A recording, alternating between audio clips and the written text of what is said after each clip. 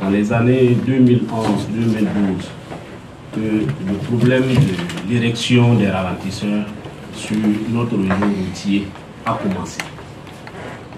Avec donc les manifestations dans les traversées d'agglomération, parce qu'on a constaté des excès de vitesse et qui ont entraîné des accidents mortels. Et le gouvernement d'antan a, par décret 2012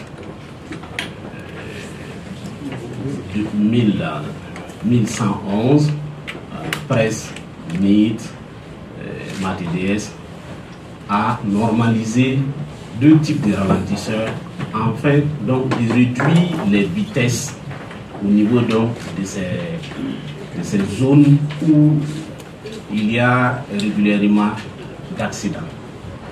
Malheureusement, on a constaté qu'en plus des ralentisseurs érigés par le ministère des Infrastructures, il y a les populations riveraines ainsi que les collectivités qui ont érigé des ralentisseurs sans demander le conseil technique du ministère des Infrastructures. Et ce sont des ralentisseurs qui, normalement, qui devraient permettre à l'usager de réduire sa vitesse. Malheureusement, comme ce n'est pas réalisé aux normes, est devenu source d'accidents mortels. Donc c'est dans ce sens-là que l'autorité nous a instruit de commencer donc la démolition de ces ralentisseurs. Et comme je l'ai souligné dans ma déclaration liminaire, c'est depuis 2023, septembre 2023, que nous avons commencé l'opération sur la RN1, Ouaga jusqu'à Bobo-Dioulasso. Nous avons rencontré les PDS de Tanguy-Dassouri, de Kokologo, de Koromo, de Sabou, de Pa. Nous avons sensibilisé les PDS avec donc les conseillers et les associations de jeunes. On a sensibilisé, ce qui nous a permis de démolir plus de 25 ralentisseurs sur la RN1.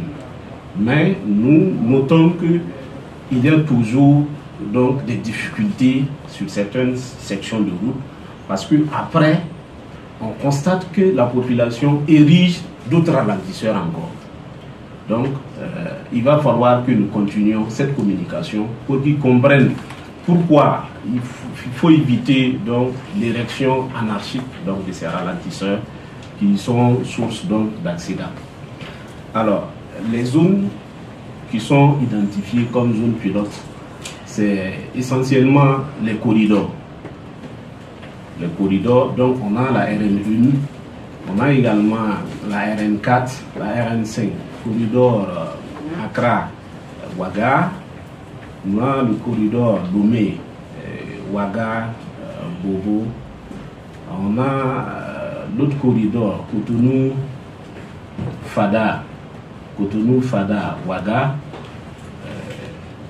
Donc ce sont les routes nationales qui sont visées par cette première phase de démolition des ralentisseurs. Il faut noter également que lors du Tour du Faso, nous qui sommes membres donc, du comité d'organisation du Tour du Faso, quand on a parcouru les axes du Tour du Faso,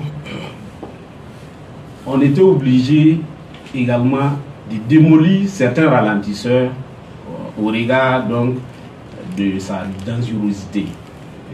C'est ce qui nous a conduit sur Boussé et sur j'allais de Boutenga Zignaré à démolir certains ralentisseurs. Vous voyez, dans la déclaration liminaire, je disais que les ralentisseurs du type Dodan, il y a 10 cm de hauteur.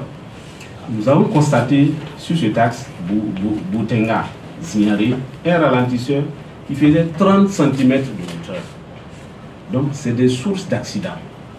Donc nous avons, lors donc, de ce Tour du Faso, profité également démolir des ralentisseurs sur ces axes-là et également à Kaya. Bon. Pour ce qui concerne donc le coût, il faut dire que c'est une première phase. Ça va comporter plusieurs phases. Et la première phase, c'est la phase communication, sensibilisation. Et d'ailleurs, je vous remercie donc de votre présence ce matin ici et demander votre accompagnement pour que tous les usagers et les riverains de ces routes-là, traversées-là, puissent avoir l'information et puissent être sensibilisés afin que nous puissions mener à bien cette opération. Donc, une autre phase terrain sera donc menée par les équipes techniques qui vont évaluer donc les ralentisseurs à démolir et l'autre phase sera donc la réalisation, la démolition et également l'érection des bandes sonores. Pour ce qui est donc de ces bandes sonores, en fait c'est un dispositif de signalisation horizontale qu'on réalise et qui permet à l'usager donc de réduire sa vitesse.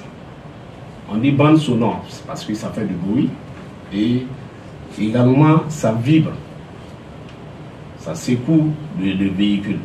Donc ça attire l'attention de l'usager, donc de réduire son allure, tout simplement parce qu'il est en train donc soit de rentrer dans une agglomération ou bien on est en train donc de rentrer dans une zone où il y a beaucoup de fréquentation, beaucoup de traversées.